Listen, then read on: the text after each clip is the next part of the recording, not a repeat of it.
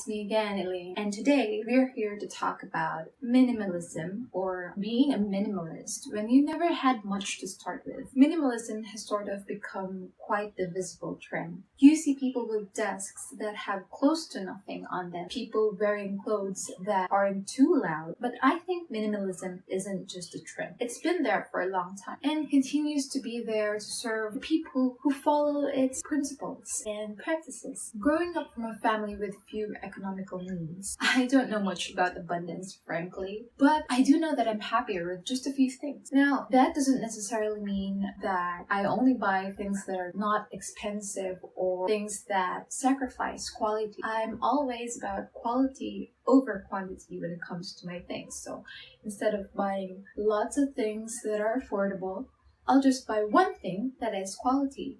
So I'm a big fan of Apple products in that sense because I like that their design is quite minimalist and the performance is just superb for me. I'm recording this video using my iPhone, and it's not even the latest iPhone, it's the iPhone 6 Plus. I like it. I like the way it has turned out in my videos, and I don't even think that I need a DSLR for this anymore, but I think learning the DSLR is also an interesting venture. So why am I talking about minimalism? When starting any venture, say a blog or an online business, the first step is always assessment. When you're more aware about who you are as a person, you know certain traits and principles that you believe in and adhere to, and you can use these characteristics and traits and qualities, such as believing in minimalism, to leverage the things that you're working on. So here are a few things that I know about myself as it relates to minimalism. Number one,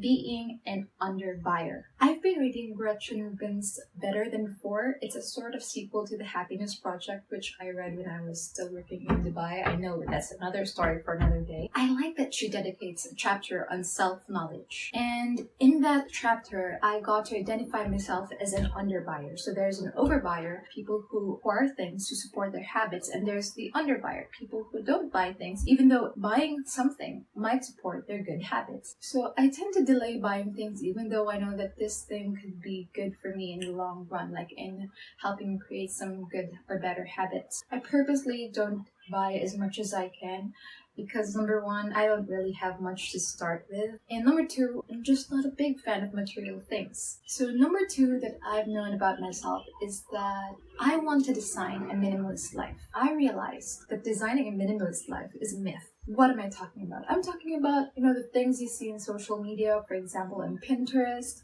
you'll see desks that are all cleared, spaces that are just spaces, and I'm talking mostly about interiors and aesthetics. I think that it's all a myth because you can't really just design a minimalist life, you have to live it. And even though you try to design a minimalist life for yourself, like with the clothes you wear or the house that you live in, there will always be times that you will have to acquire some new thing. In this day and age, it's quite hard to avoid material things from coming into your life because there are birthdays, there are people who want to give you gifts, there are people who want to give you second-hand items that they can't use anymore, but you can probably use or make use of. And that's not a bad thing. And that doesn't mean that you're not a minimalist if you accept these things. It means that you're grateful for the people who are thoughtful and are trying to give you something out of the generosity of their heart. Number three, keeping minimalist principles. Minimalism is not just about the design of your